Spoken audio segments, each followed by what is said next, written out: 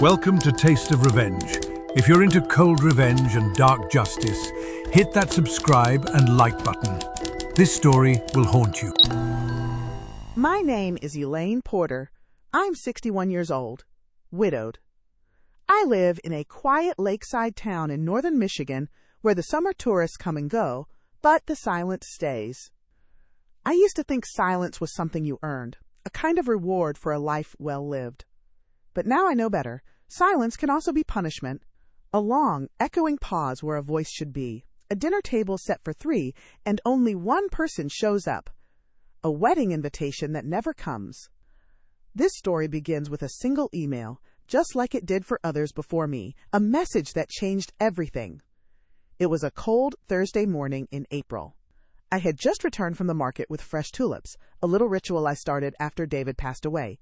They reminded me of him. Stubborn, bright, short-lived. I had just set the vase on the kitchen windowsill when I heard the soft chime of my phone. A new message. It was from my daughter, Caroline. No subject line. I didn't hesitate to open it. We had spoken just 3 days before. She was finalizing the wedding guest list, bubbling with excitement, calling about table linens and menu options. She had even asked if I still had the pearl hair comb she once wore to prom, saying it might match her dress. So when I opened the email, I was expecting warmth. A little update, maybe even a photo of her trying on dresses. What I got instead was a surgical strike. Mom, we've made some adjustments to the wedding plans. It's a bit more private than we initially thought. Andrew's family is very particular about numbers and tradition. We've decided that it's best if you watch via livestream. It'll still be beautiful. I'll make sure you get a good link. That was it. No explanation, no apology, no room for conversation. Just a sterile, polite exile from one of the most important moments in my child's life. The woman I raised, the girl I taught to ride a bike, who crawled into my bed every time there was thunder, who sobbed into my arms when her high school sweetheart left for the military, had just demoted me to spectator, and not even a good seat. A live stream. The coffee in my mug went untouched. My hands didn't shake. I didn't cry, not then. Instead, something inside me shifted. Something old and tired stood up. It was the moment I stopped being her mother and started being something else. I replied with a single sentence. Understood. Best of luck to you both. I didn't sign it, love, Mom. I didn't ask why, because I already knew. This wasn't just about head counts or catering preferences. This was a culmination. Years of little cuts, missed calls, plans canceled at the last minute. A daughter slowly sliding into a life where I was an afterthought, an obligation, a shadow. But I wasn't angry. Not yet. Anger is too easy. It flares up, burns bright, and then it's gone. What I felt was colder, more calculating. I went upstairs to the attic, opened the old cedar chest where I kept David's things. Inside was the first gift he ever gave me, a leather journal, still half empty. I sat by the window, opened a new page, and wrote, April 4th. My daughter has disinvited me from her wedding. She thinks that means I'll disappear quietly. She doesn't know me at all. I didn't leave the house that day. Not because I was sulking or grieving, but because I needed time to think, strategize. See, people like Carolyn, they count on silence. They mistake it for submission. They think if you don't scream, if you don't demand, you'll just fade away. But I was never good at fading. That night, I pulled out the old wedding binder from Caroline's high school days. She had made it when she was 16. Her dream wedding ideas pasted on each page. Vineyard ceremony, lace dress, vanilla bean cake, string quartet. Every page was annotated in her neat little handwriting. Back then, she told me I'd be the one to walk her down the aisle if she ever married. Said she couldn't imagine anyone else. Funny how quickly people forget what they once meant. The next morning, I brewed a fresh pot of coffee, fed my cat Milton, and dialed my lawyer. Harold, I said, I need to update my will, today. He was quiet for a beat. Of course, Elaine. Are you all right? Never been clearer, I said. I had originally planned to leave everything to Caroline and her brother Thomas. My home, my savings, the cabin in Traverse City, even David's life insurance payout, which I'd let sit untouched for nearly 12 years. But that day, I made changes. Caroline would get nothing. not as punishment, but as closure. Thomas, on the other hand, had always been steady, understated. When he heard about the wedding plans, he called me immediately. "Mom," he said, "this isn't right. I told her so." I could hear the frustration in his voice, the helplessness of a sibling who watched a favorite child trample boundaries for years. "Don't worry," I told him. "I'm handling it." He didn't ask how. He knew better. By Saturday, the town was buzzing. Caroline had posted a curated engagement story on social media, complete with soft-filtered photos, and a caption about intimate moments with chosen family. Chosen. That word sat in my stomach like lead. She had chosen them, not me. I didn't reply. I didn't comment. Instead, I booked a flight. Not to Napa. To Paris. The city David had always wanted to see. The one we never made it to because life kept getting in the way. Work. Bills. Kids. I booked a suite overlooking the Seine, arranged for private museum tours, reserved a table at Le Jules Verne on the Eiffel Tower. The wedding was in 4 weeks. So was my trip. Let her have her live stream. Let her see the photos. Let her wonder. The day the final wire transfer for the wedding venue was due, I received a frantic call from an unknown number. I let it ring. Then another. And another. Finally, a voicemail. "Mom, it's Andrew. I'm not sure what happened, but Caroline is in tears. She said you pulled out the funding. The venue says they need confirmation or they cancel. We're scrambling here. Please, can we talk?" I didn't respond. I forwarded the voicemail to my lawyer, then deleted it. Actions have consequences. The silence was no longer mine to bear. It was theirs. By the end of the week, the calls stopped. No more desperate voicemails, no teary late-night messages. Just silence. The kind that lingers, like smoke after a fire. I imagined them scrambling. Caroline trying to rework the seating chart for a backyard setup, Andrew's mother clutching her pearls at the thought of folding chairs, and Andrew himself questioning if marrying into this mess was worth it at all. Meanwhile, I packed. Not out of spite, but freedom. I folded linen dresses into my suitcase, slipped a leather-bound journal into the side pocket, and zipped up 12 years of self-erasure behind a TSA-approved lock. I didn't book Paris as revenge. I booked it as a beginning, my beginning. The night before my flight, Thomas stopped by. He didn't knock. Just let himself in like always, carrying takeout and a bottle of wine. "I figured you weren't cooking," he said, placing the bag on the kitchen counter. "And even if you were, you'd lie about it." I smiled and handed him a glass. "You know me too well." He poured generously. "You doing okay?" I nodded. "Better than I should be." Thomas sat at the kitchen table, the same one that had hosted 20 years of family dinners, birthday cakes, and late-night homework crises. Now it held silence and wine and the kind of peace I hadn't felt in years. "I saw the post," he said after a beat. "Which one?" "The update. They're moving the wedding to Andrew's uncle's estate in Sonoma." I raised an eyebrow. "Classy." "They're calling it, quote, more aligned with their values," he said, voice dry. Apparently the venue wasn't authentic enough. We both laughed. It felt good to laugh. "She'll regret it one day," he added, more softly this time. "Maybe," I said, "maybe not. But I won't regret Paris." He reached across the table, fingers wrapping around mine. "You're doing the right thing, Mom. Finally." It hit me harder than I expected. Finally. He stayed the night, sleeping in his old room, the one I never turned into a storage closet. The next morning, I left a note on the fridge, just like I used to when the kids were young and I had early court prep. "Gone for a few days. Don't forget Milton. And water the hydrangeas." Then I left. Not with bitterness, but with grace. The flight was smooth, the arrival even smoother. Paris met me with golden light and the crisp scent of spring blooming along the river. My driver held a sign with Mrs. Collins, written in elegant script, and for the first time in forever, I felt seen. Truly seen. Not as someone's mother, not as someone's backup, but as a woman who had lived and lost and learned to love herself without condition. My suite had a balcony that overlooked the water. I stood there that first night, a glass of wine in hand, watching couples walk arm in arm beneath flickering street lamps. Somewhere back home, a rehearsal dinner was being salvaged. A guest list was being slashed. Expectations were being rearranged. And I was free. At Le Jules Verne, the waiter asked if I was celebrating anything. Yes, I told him, a very long overdue honeymoon. He smiled. Congratulations, madam, to you and? Just me, I said. His smile widened. Even better. I laughed. And for the first time in decades, it wasn't polite or reserved. It was whole. It echoed. I spent the next 10 days walking cobblestone streets, writing in cafes, taking pictures of paintings I once only saw in textbooks. I flirted with the sommelier at a wine tasting.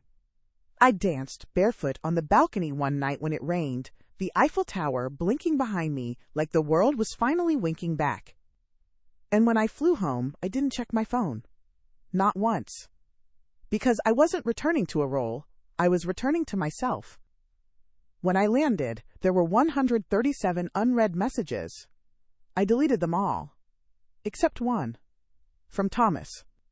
Hydrangeas survived. Milton didn't starve. You looked happy in your photos. You deserve that. Call me when you're ready. Love you. I replied. Soon. Love you more. Then I brewed a pot of coffee, let the cat rub against my leg, and opened the curtains to a quiet house that finally felt like mine. Not because anyone had handed me peace, but because I had chosen it. 3 weeks passed. The wedding had come and gone. I didn't watch the live stream. I didn't ask for photos. I didn't check her social media. But others did. It's a small town.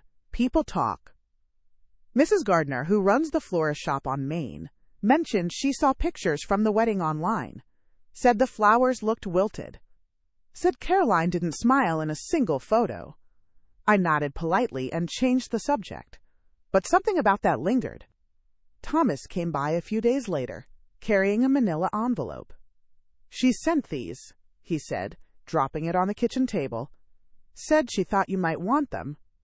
Homie, inside were wedding prints, glossy, high quality, the kind you order in bulk when you expect them to be framed. I flipped through them slowly. Caroline, in a dress that looked expensive but ill-fitting. Andrew, stiff and distant. A string quartet playing under gray skies. No joy, no warmth, just the performance of perfection. The last photo was of Caroline standing alone under the arbor. Her eyes weren't on the camera. They were fixed somewhere beyond it, like she was searching for something that never showed up. I closed the envelope and slid it into the drawer. I didn't need to see more. That night, I lit a fire in the hearth and poured myself a drink. The old leather journal sat beside me, and I opened it again. May 27th. She got married today. She thinks this chapter ends with a dress and a vow. But stories don't end at the altar. They end when the silence breaks. The next morning, I began writing letters. Not emails, not texts. Letters. 1 to Caroline, 1 to Andrew, 1 to Andrew's parents. Each was handwritten in careful cursive, sealed with wax, and mailed without return addresses. I wasn't cruel. I was precise. To Caroline, I wrote, "You were born on a stormy Tuesday morning after 17 hours of labor. I held you before they even finished wiping you off. I remember thinking, this is my second heart walking outside of my body. And now you're a woman. A woman who chose exclusion over honesty, who mistook control for love. I hope your wedding day was everything you dreamed. And I hope that when the silence grows loud, and it will, you remember the sound of my voice reading you bedtime stories. That version of me still lives somewhere, but she's not waiting by the door anymore." To Andrew, I wrote, "You are her husband now. That is no small title.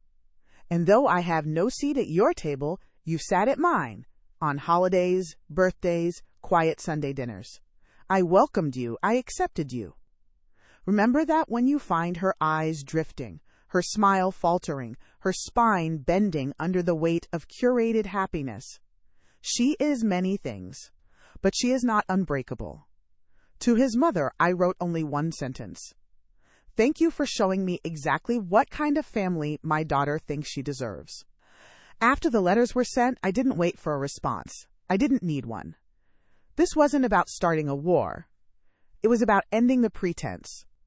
About reclaiming a story I'd let other people write for too long. I threw myself into things I'd always delayed. I started painting again. Nothing serious, just oils on canvas, mostly landscapes from memory. I joined a book club, went on long walks with Milton trailing behind like a moody chaperone. And I started dating. Nothing dramatic. Just a man named Raymond I met at the farmer's market. He was gentle, a retired botanist who loved jazz and didn't ask too many questions. We had dinner once a week. No expectations. No past dragged to the table. Just two people with quiet stories and warm food. He never asked about Caroline. I never offered. But one evening, as we watched the sunset over the lake, he said, "You're not angry. You're wounded." I looked at him. "Anger fades," he continued. "Wounds scar." I nodded, because he was right. And I realized that maybe I wasn't waiting for Caroline to apologize. Maybe I was just waiting to stop bleeding. A month after the wedding, I got an envelope. No return address. Inside was a thank you card, the kind you buy in bulk from stationery stores. Thick paper, embossed lettering, cold. The message was typed. "Dear Elaine, thank you for your understanding regarding the changes to the wedding. Though it was an intimate affair, we missed those who couldn't attend. Wishing you health and happiness. Caroline and Andrew." Not love, not mom, not even mother. Just Elaine. I read it twice. Then I folded it in half, tore it slowly down the center, and dropped the pieces into the compost bin under the sink. Milton meowed at my feet, as if demanding a reaction. "I know," I whispered. "She's gone." But she wasn't. Not fully. That night, I walked up to the attic. I hadn't been there since I found the wedding binder. In the far corner, under a quilt box, was an old VHS tape. The label had faded, but I knew the handwriting. Caroline, Recital, grade 4. I dug out my old combo player, plugged it into the TV in the den, and sat cross-legged on the floor like I used to when the kids were small. The screen flickered, static, then an auditorium. And there she was, 10 years old, in a lilac dress, hair in a crooked braid I had done that morning, standing frozen behind a baby grand piano. She looked terrified. I remembered this moment. The music had started. She missed the first note. Then she paused, eyes wide. And then, from the audience, my voice. "Take a breath, baby. Just play like it's home." She blinked, nodded, and played. Not perfectly, but bravely. When she finished, the applause was warm. I had stood up, clapping the loudest. And she had smiled at me, just me. I turned off the TV. Tears didn't fall, not yet. But the ache returned, not the sharp one, the dull one, the one that comes when a ghost is alive but unreachable. 2 days later, I saw them. At the hardware store. Caroline and Andrew. They were arguing in the paint aisle. She looked thinner, exhausted. He looked annoyed. I didn't approach.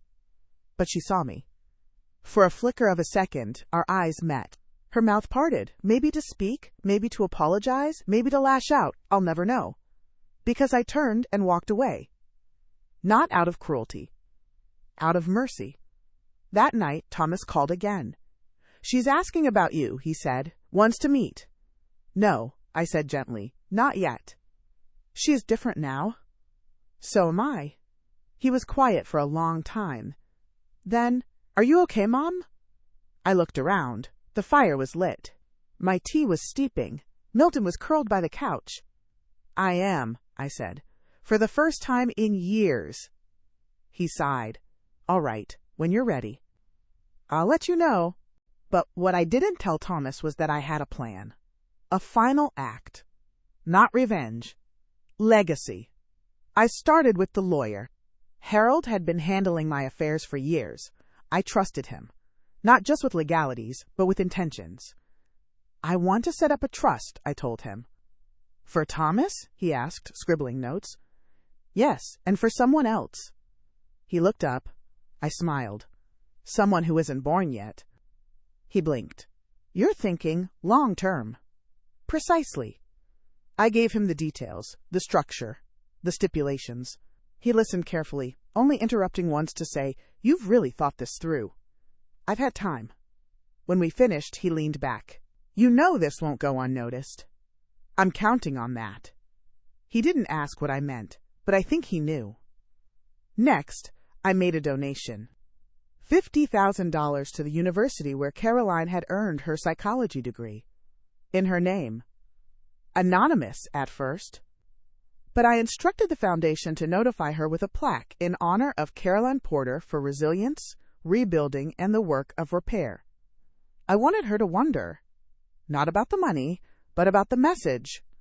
Then I called Thomas. Do you remember our old neighbor, Diane? He chuckled. The one who used to mow her lawn in heels? The very same. Her granddaughter just got into state college. Single mom, working 2 jobs. You want to help her? I already did. Full tuition, books, rent. He was quiet. You're building something, aren't you? He said. Not just escaping. I nodded, even though he couldn't see me. I want to leave behind something that matters, something that echoes louder than disappointment. He didn't speak for a long time. Then, Dad would be proud. That one hit different. It was in early autumn when Caroline showed up, unannounced, on my porch. She was holding something, a small, white envelope. Her hands trembled. I know I shouldn't be here, she said. I didn't invite her in. I just stepped outside, closed the door behind me, and waited. She handed me the envelope. I'm pregnant, she said. I looked down at the card, an ultrasound photo inside. I thought you should know. I nodded. Her voice cracked. I didn't come for money, I swear. I know, I said. Silence stretched between us. Then she asked the one question she had never dared to before. Why did you cut me off? I exhaled slowly. Because love doesn't mean tolerating cruelty. Because I needed to break the pattern. And because I was finally tired. She swallowed hard. I'm sorry, she said. I know, I replied. It wasn't forgiveness. But it was a beginning. I looked her in the eyes. Your child will have access to the trust. When they turn 21. She blinked. You set up a trust? I did. For them, for others, for what comes after. She started to cry. Not loudly, just a soft leak of everything held back too long. I didn't hug her. I didn't invite her inside. But I did say, if you're ready to rebuild, I'll meet you halfway. She nodded, trembling. I'll call you, she whispered, and then she left. That night, I wrote in David's journal for the last time. October 6th. She came back. Not as a daughter, not yet, but as a human being. That's enough for now. Then I closed it, sealed it in a box, and placed it on the shelf marked Legacy. Not revenge, legacy. Because that's the most powerful ending of all. 3 weeks after Caroline's visit, I received a letter. Not an email, not a text. A real letter, cream-colored envelope, looped handwriting, no return address. Inside was a photograph. David. But not one I had ever seen before. He was standing beside a woman I didn't recognize, smiling with that same lopsided charm. The back was dated 2009, 2 years before he died, and it was signed. To my favorite partner in crime, thank you for the weekends. L. There was no explanation, just that. My stomach turned cold. I stared at it for a long time, trying to remember where David had been on the weekends in 2009.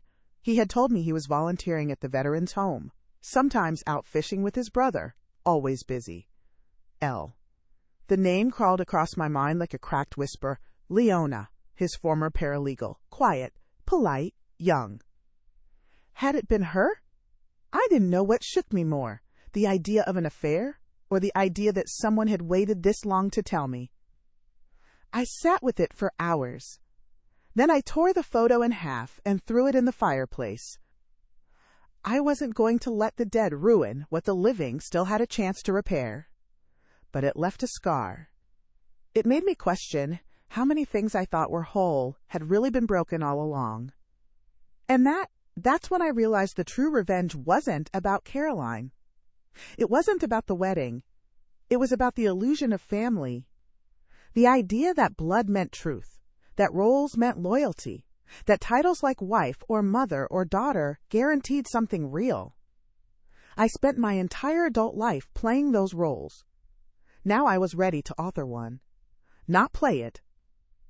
The town's annual fall gala came around. I hadn't attended in years. Too many questions, too many eyes. But this time, I said yes. I wore navy. Not black. Not gray. Navy, bold and deliberate. When I entered the venue, people paused. It wasn't the dress, it was the presence. Elaine Porter had returned not as David's widow or Caroline's mother, but as Elaine. I donated $10,000 to the community library that night, in Thomas's name. And when someone asked me, "Are you back for good?" I smiled. "No," I said, "I'm finally here for me." The next twist came at Christmas. Caroline sent a gift. A small box with a velvet ribbon and a note for Paris. Inside was the pearl comb, the one she wore to prom, the one she once asked me to bring to the wedding before she disinvited me. I held it in my palm for a long time, then placed it gently inside a new cedar box marked, "For when I need to remember that forgiveness doesn't mean forgetting." Because it doesn't. And it shouldn't. It was mid-January when the first article dropped. Small, local, tucked in the society column between a fundraiser recap and a bridal boutique ad. Venue lawsuit disrupts Sonoma wedding season. It named no names, but I recognized the details. The timeline. The deposit disputes. The couple who had to move their entire ceremony days before the event. A quiet implication that someone's parents had reneged on a contract, that vendors were not paid, that reputations had been quietly blacklisted. And beneath it all, a single quote from an anonymous source. "Sometimes when you plan a wedding around illusion, you get exactly what you paid for. The internet has a memory, but small towns, they have mouths." I printed it, folded it in half, slid it into my journal beside the first page from April. Then I went to the attic. It was time to burn the binder.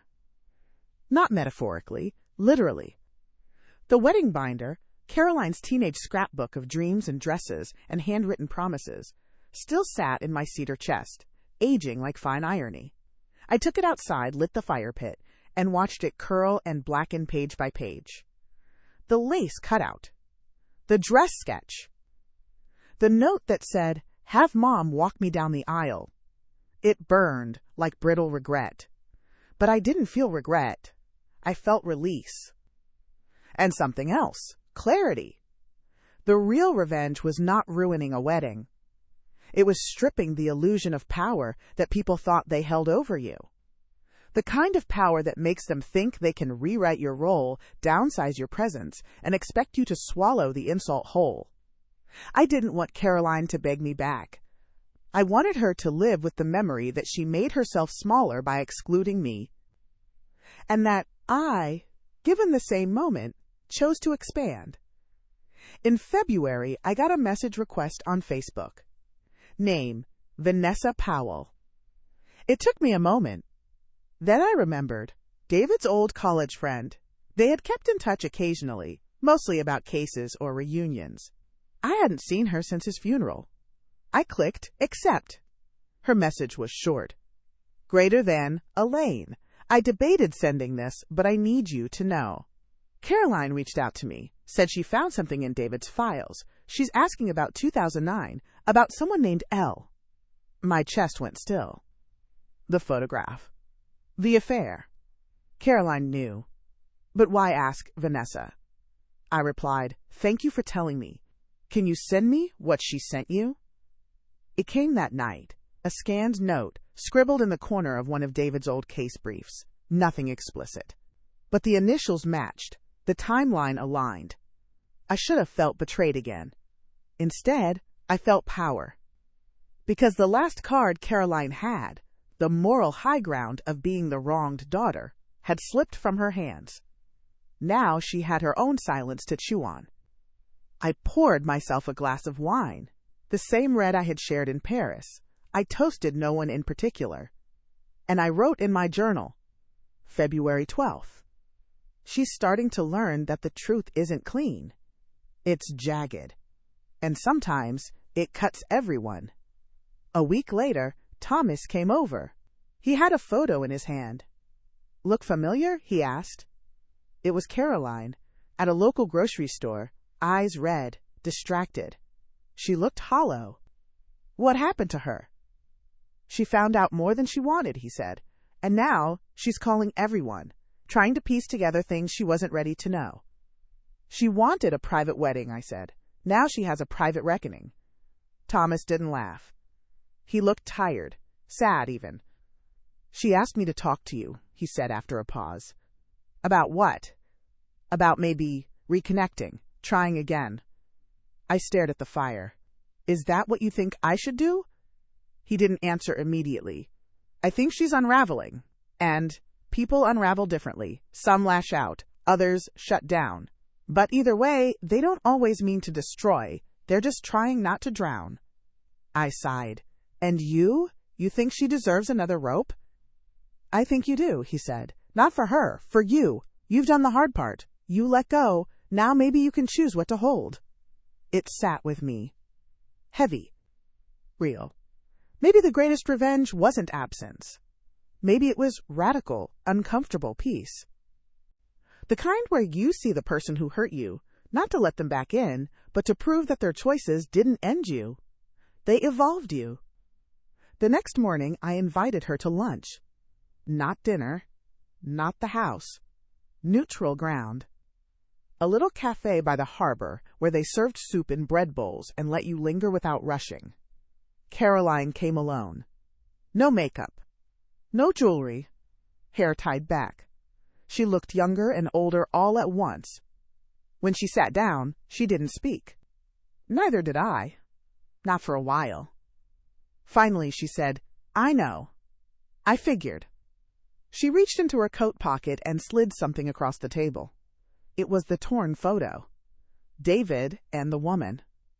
The one I thought I had burned. She must have taken a picture before mailing it. "I didn't mean to find it," she said, "but when I did, it made everything else make sense." "What do you mean?" She looked at me, truly looked. "All those years you were calm, controlled. I thought it was distance, coldness. But maybe it was something else. Maybe it was grief you didn't know how to name." It was the first time I saw tears in her eyes that weren't tied to herself. "I wasn't a good daughter," she said, "but I thought I was doing my best." "I thought I was doing my best too," I said. The silence between us wasn't sharp this time. It was soft, tentative. "Do you hate me?" she asked. "No." "Do you forgive me?" Eventually. We sat there, two women untangling decades of knots with a single bowl of soup between us. And in that moment, I realized, revenge isn't always about destruction. Sometimes it's about reclamation of space, of voice, of the story you were written into without consent. I don't know what happens next. We may never be close again, but the war is over. And I didn't lose. I didn't win either. I changed. And that's more powerful than any victory could have been. The day after I returned from Paris, I received a letter. Not an email, not a voicemail, a real letter. Handwritten. The kind that smells like desperation and regret before you even open it. It was from Caroline. The envelope was cream-colored, her name and address scribbled in a rushed, unfamiliar scrawl. There was no return stamp. She had either dropped it off herself or sent someone to do it. Inside, the letter was short, stiff. "Mom, I realize how things must have felt. I don't know why you did what you did, but I hope you're satisfied. The wedding went on. It wasn't what we planned, but we made the best of it. Maybe someday we can talk. Caroline. That was it. Not, I miss you, not, I'm sorry. Not even a hint of acknowledgement about the months of silence, the years of slow emotional erosion. I folded it neatly and placed it in the back of my journal, between April's entry and a dried tulip petal. Some silences deserve to be remembered. I wasn't satisfied yet, not because I wanted more destruction. That wasn't it. I wasn't some caricature of revenge. What I wanted was recognition, a moment of truth, an understanding that her choices had cost something real, and that hadn't come. So I waited. Summer turned to fall. The leaves changed, and so did the tone of Caroline's messages. They began as vague check-ins, then questions, then guilt-laced half-confessions. Just wondering how you're doing. I know it's been weird. Andrew's family is intense. Sometimes I feel like I don't know who I am around them. Still, I said nothing. Because silence isn't just absence, it's power. And for once, I wasn't going to surrender it. Then, one rainy October morning, Thomas called. "Mom," he said, voice low, "I think you should know. Carolyn's marriage is falling apart." I didn't speak. She told me Andrew's moving out. Something about his parents pressuring him to freeze the joint accounts. She is locked out of her own finances. She sounded lost. "Did she ask for me?" I said. He hesitated. "No, not directly." "Then she's still not ready." "I think she's scared." So was I. That night, I walked into the guest bedroom, the one I had quietly turned into a painting studio over the past year. I hadn't painted since college. Life had swept it away. But in Paris, something had shifted. I'd bought brushes, oils, and a blank canvas. I pulled the sheet off the easel, and I began to paint. Not her. Me. Not the mother I had been, but the woman I was becoming. A week later, I received an email. Subject line, "Please." I opened it. "Mom, I don't know how to begin this. I know I hurt you. I know I shut you out. And maybe I convinced myself that if I made everything look perfect on the outside, I wouldn't have to admit how broken I felt inside. I'm not asking for your money. I'm not asking for help. I'm just asking if we can meet. No cameras, no Andrew, no performances, just you and me. I don't know how to fix everything, but I think it has to start with the truth. Please. Love, Caroline." That word again. Love. It didn't land like it used to. It didn't melt or mend. But it didn't sting either. It simply lingered. I stared at the screen for a long time. Then I clicked reply. "Let's meet at the cafe on Main, Sunday, noon. Come alone." No warmth, no cold. Just terms. I arrived 10 minutes early, ordered a black coffee, and sat by the window. She arrived 7 minutes late, alone. When she walked in, I almost didn't recognize her. Not because she had changed on the outside. She hadn't. But because for the first time in a long time, she didn't lead with performance. No curated smile, no affected voice. Just a woman who had lost something she didn't know she needed until it was gone. She sat across from me. And for a moment, neither of us spoke. Then she said it. I was wrong. The words didn't echo, they didn't explode. But they landed. She looked up, eyes shining. I thought if I controlled everything, if I kept people out, I wouldn't get hurt. I didn't realize I was doing the hurting. I nodded, just once. I married someone who made me feel like I had to choose between who I was and who I was supposed to be, and I chose wrong. That's what growing up is, I said, realizing the cost. We sat in silence. But this time, it wasn't punishment. It was the pause between damage and rebuilding. She reached into her bag and pulled out a photograph. A grainy scan. Tiny fingers. A forming spine. "I'm 12 weeks," she whispered. I stared at the photo, then at her. A beat passed. Then another. Then I reached across the table, took the photo, and held it like a secret. Not a reconciliation, but a beginning. Over the next few weeks, we met quietly. Not often, not like old times, but enough. She would show up with decaf tea and questions. I would answer some, leave others hanging in the air like smoke. We didn't pretend to be healed. We didn't force closeness. We simply showed up. And in showing up, something fragile began to form. It was on the third visit that she finally asked the question she'd been holding back. "Did you cancel the wedding funds to punish me?" I set down my mug. "No," I said. "I did it to free myself." She didn't flinch. She nodded. "I get it now." That was the moment I realized she was truly starting to. This wasn't about financial withdrawal or guilt trips. It was about space. About reclaiming something I had given away too freely for too long.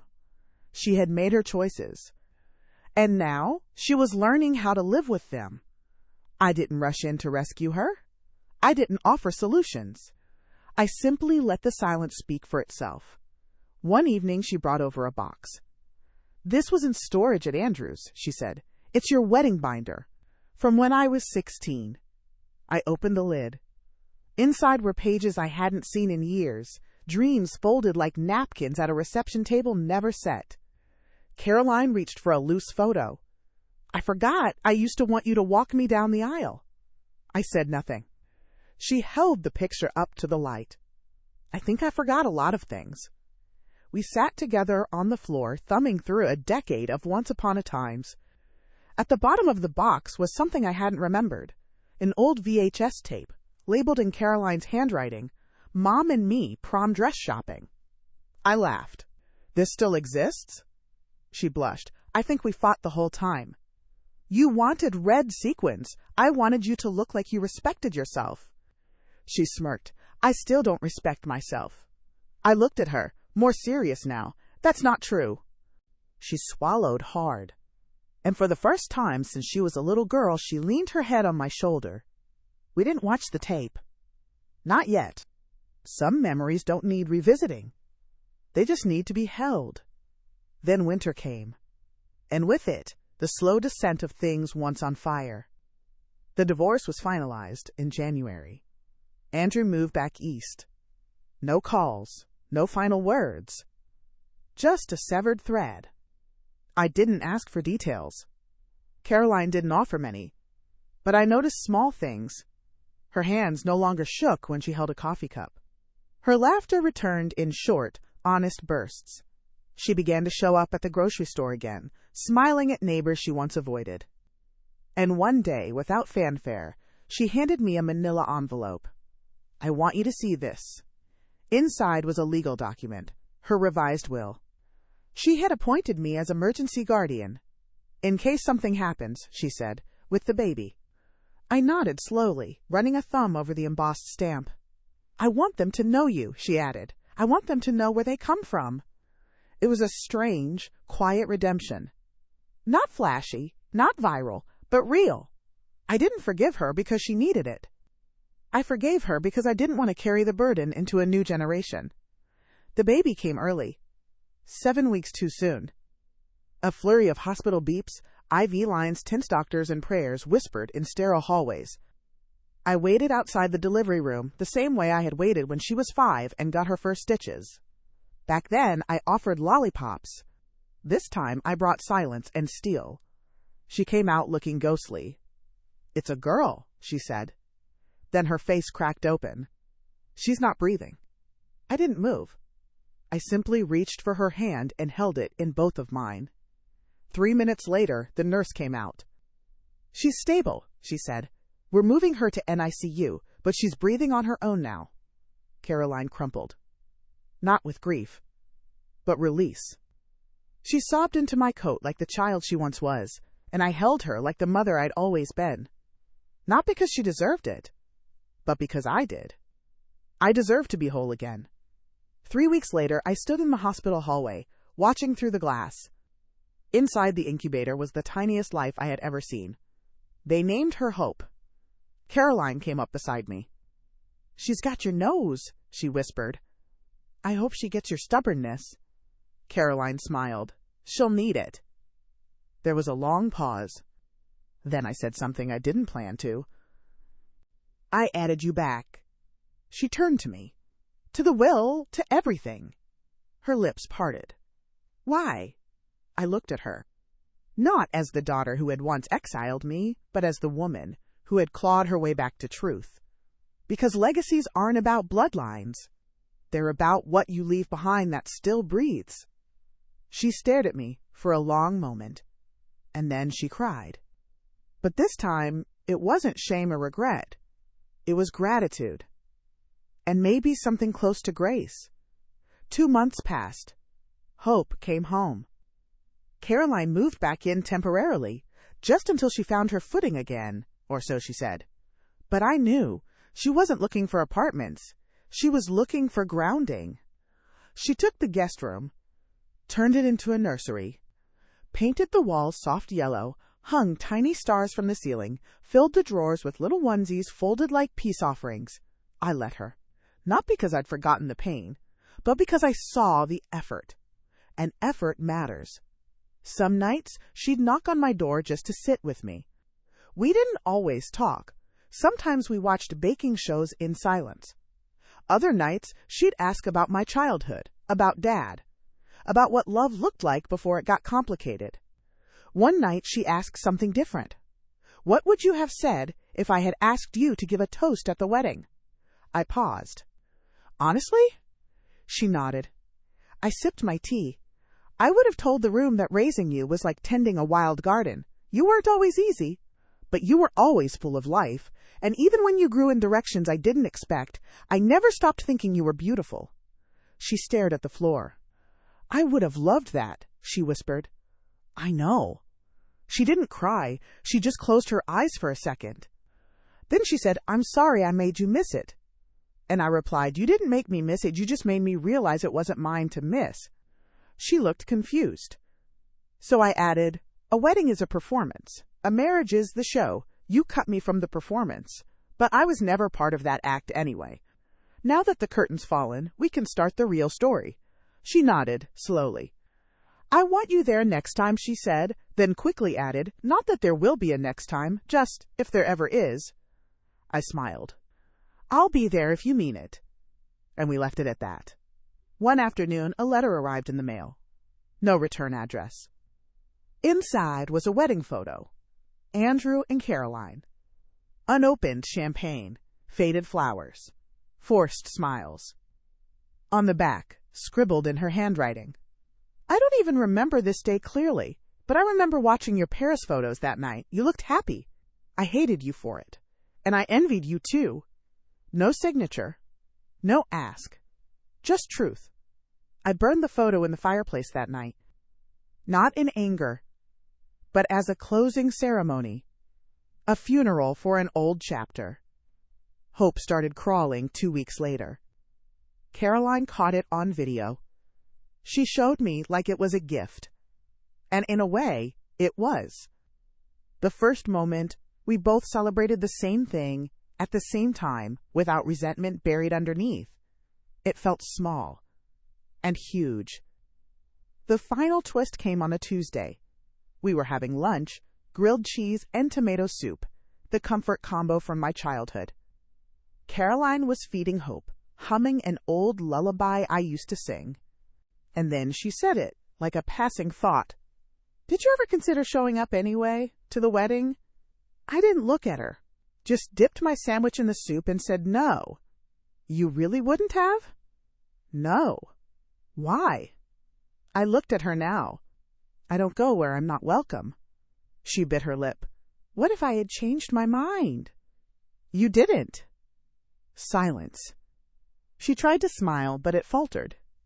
I half expected you to burst in anyway, like in those movies where the mom makes a dramatic scene and everyone claps. I gave a half chuckle. I'm not a movie mom, Caroline. And then I leaned forward, lowering my voice. And if I had shown up that day, it wouldn't have been for applause. It would have been for war. Her breath caught. I let the silence stretch. Let her sit in the weight of that truth. Because it was the first time I admitted, out loud, that I had once considered revenge. Not the clean kind, Not the poetic kind, but the kind that cracks families in half. Instead, I chose the path of elegant withdrawal, because sometimes the most violent thing you can do is leave, and let the empty space speak louder than your presence ever could. Weeks passed. The town thawed into spring. Hydrangeas bloomed. Hope began to stand on her own, giggling with reckless pride. Caroline found a part-time job at the local bookstore, mostly for sanity, partly for structure. I didn't comment. I didn't ask questions. I just watched. And for once, she let herself be seen. But something else had shifted, too. One afternoon, as I was organizing the hall closet, I found it. The binder. Caroline's old wedding scrapbook. She must have brought it back without a word, and tucked it onto the shelf behind winter scarves and forgotten Christmas candles. I sat on the steps and flipped through it. Page after page of lace cutouts, floral arrangements, cake tastings, her 16-year-old handwriting in bubbly loops. Mom will walk me down the aisle, no one else. I read that line 3 times. Then I put the binder back where I found it. Let it sleep there. Unbothered. Unburied. That night, Thomas called. "You two doing okay?" he asked casually. I nodded, even though he couldn't see it. "We're redefining." He chuckled. "She finally figured out Mom isn't a punching bag?" "Not quite, but she's no longer swinging." One evening, Caroline and I sat on the porch, watching Hope chase fireflies in the yard. She had those chubby toddler legs that moved with clumsy determination. Caroline sipped her tea and said, "You know, you didn't just disappear, you left a crater." I raised an eyebrow. "The wedding, everyone felt your absence. It wasn't just me. Aunt Marie kept whispering, 'Where's Elaine?' like you were going to appear out of thin air. Even Andrew's mom kept looking over her shoulder. I didn't say anything. She kept going. And when the live stream started glitching, it was like poetic justice.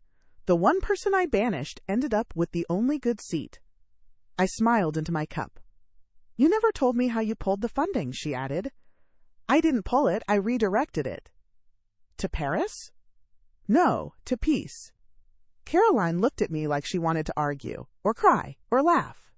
Instead, she whispered, "I thought you'd destroy me." I turned to her. "I considered it." She flinched. "But what would that have taught you? Pain? You were already in it. What you needed was silence loud enough to echo." Caroline's eyes filled with tears. "Why didn't you say any of this sooner?" "Because you weren't ready to hear it," Hope squealed, chasing something invisible. And in that moment, something clicked between us. Not forgiveness. Not a reset. But an understanding. A truce forged not from weakness, but from clarity. A few months later, Caroline asked me to come to a small ceremony at the lake. Just her, Hope, and a few close friends. She wanted to do it right, she said. "I don't need a redo," I replied, "but if it's important to you—" "It is," she said. So I went.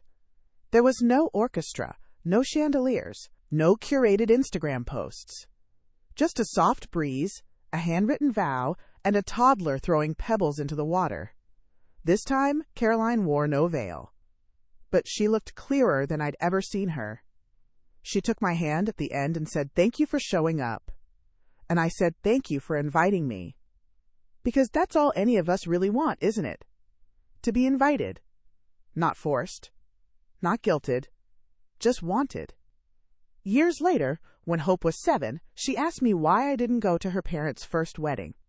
I crouched beside her, brushing a leaf from her cheek, and said, "Because sometimes people forget who's been holding the flashlight when the road gets dark, and I needed to remind them I wasn't the one lost." She looked at me like she didn't fully understand. But one day she will. When she grows up and faces her own invitations, literal or emotional, and has to decide who gets a front row seat in her life and who watches from the live stream. And if I've done my job right, she'll remember, not just how I stayed silent, but how I used that silence to speak louder than words ever could. One morning, just before summer turned the lake into a tourist circus, I received a letter. Not an email, not a text. A real letter, envelope, stamp, shaky handwriting. It was from Andrew. I hesitated to open it, but curiosity won. Elaine, I owe you an apology. I owe you 100, maybe more. You saw something in Caroline that I didn't. Something missing. A silence growing too loud. I thought love could patch it. I was wrong. We're separated. It wasn't loud or cruel. It was just empty. There were cracks I didn't know how to fill. And eventually, we both stopped trying. She talks about you often. Not as a mother she disappointed, but as a woman who drew a line in the sand and dared her to cross it. Hope still asks about you when she draws rainbows and cats. Apparently you're both. Anyway, thank you. For being the kind of woman who refuses to disappear. I folded the letter and placed it in the drawer where I kept my old journal. Not out of sentiment, but record. The final puzzle piece. When Caroline came by later that week, she looked lighter. Not happy.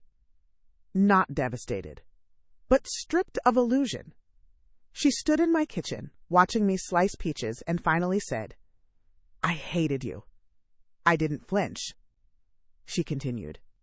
When the wedding fell apart, when Andrew started pulling away, when I had to cancel the violinist and replace the venue with a family friend's backyard, every time something collapsed, I thought Mom could fix this. But you didn't. I placed the knife down. No, I didn't. Why? Because you needed to learn who would still stand when everything else fell. And it couldn't be me. Not again. She stared at the floor, then nodded. I'm not asking you to fix anything now, she said. But I'd like you to come to Hope's school play next month. I smiled. Now that sounds like a front row seat. She laughed. It was small but real. The school play was absurd and wonderful. Hope played a tree. Not a magical one.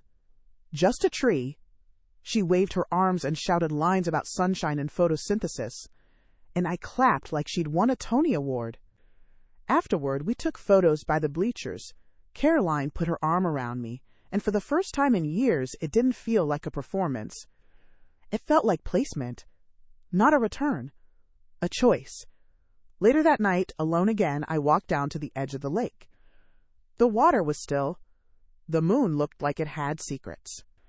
And I said it out loud, just once, like an offering to the wind. You don't get to cut someone out and expect them to keep holding the door open. David would have loved that line. He always said I had a gift for final words. And this? This wasn't just the end of a chapter. It was the final page, sealed with clarity, not bitterness. No live stream needed. I stayed by the lake for a long time that night. The moon kept rising, and the silence didn't feel like punishment anymore. It felt earned. When I finally stood to leave, I took one last look at the water and whispered, Thank you. Not to anyone in particular. Not to David. Not to Caroline. Not even to myself. Just to the moment. The next morning, I opened the cedar chest one last time. Inside was that leather journal, nearly full now.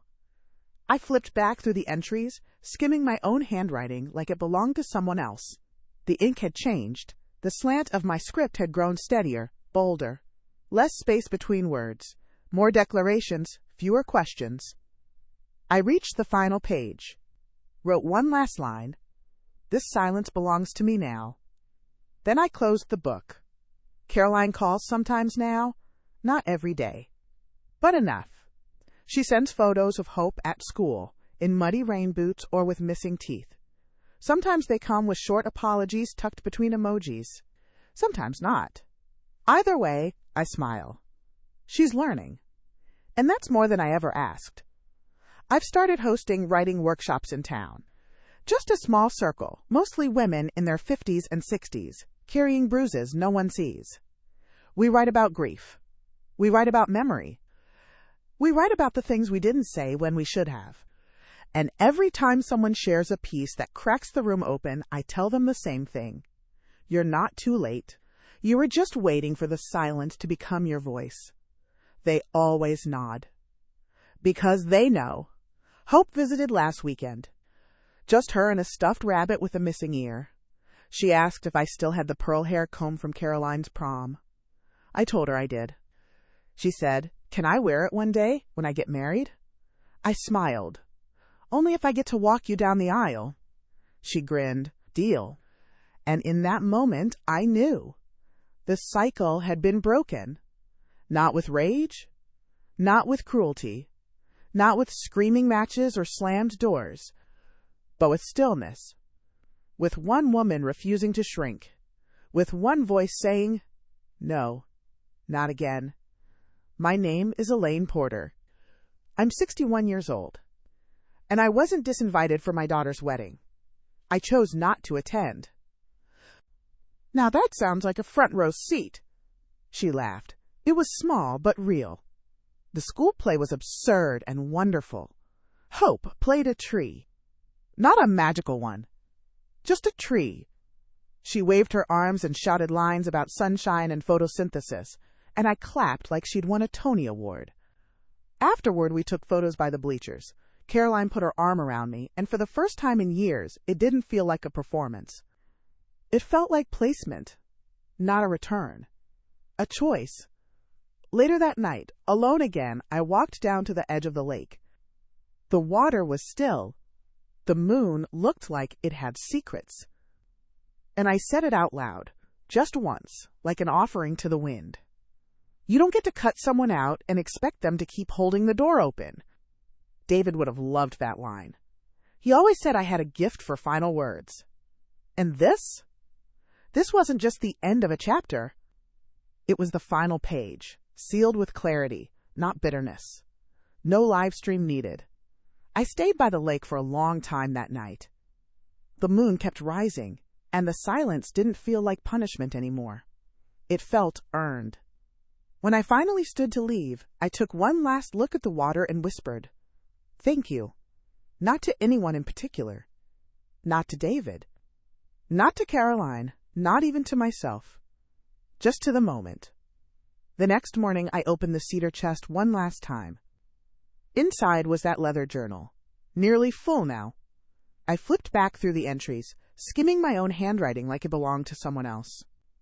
The ink had changed. The slant of my script had grown steadier, bolder, less space between words, more declarations, fewer questions.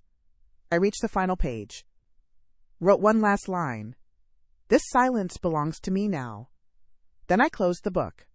Caroline calls sometimes now, not every day, but enough. She sends photos of Hope at school, in muddy rain boots or with missing teeth.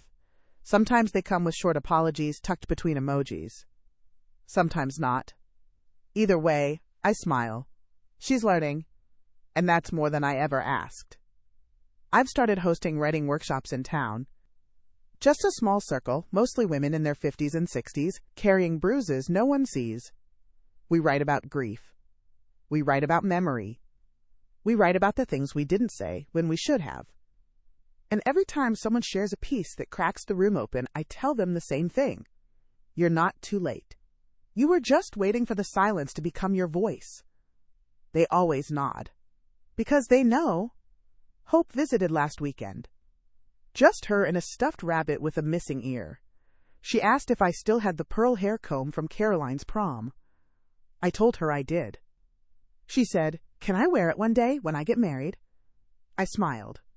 "Only if I get to walk you down the aisle." She grinned. "Deal." And in that moment, I knew. The cycle had been broken.